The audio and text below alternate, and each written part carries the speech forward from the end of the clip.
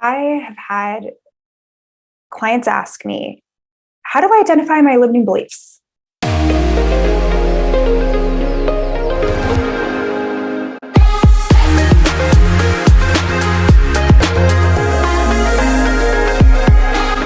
In fact, I don't think I have any limiting beliefs, or if I do, they seem hidden.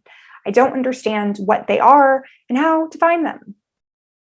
One of the most powerful reframes that you can make when it comes to identifying your limiting beliefs is not harping on actually finding limiting beliefs that you currently identify as limiting. Instead, I'd like you to go ahead and ask yourself, what beliefs do I have that I believe are true about me that I don't like, that mean bad things for me, that are in my way, that are my barriers to love, success? And there you have it. Then those are your limiting beliefs, and we can work from there. And if you would like to dive deeper into strategies like this one to help you identify, and not just identify what your limiting beliefs are, but actually actively move past them, go ahead and check out the Confident Introvert Academy.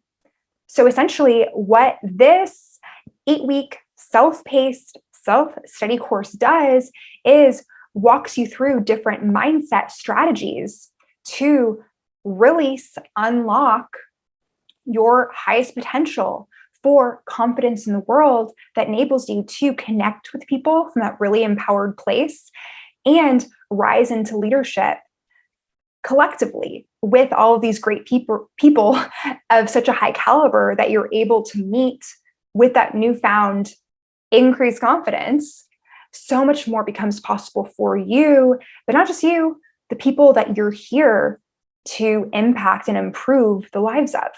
So go on over to thestephaniemichelle.com/CAA, and I will see you in there.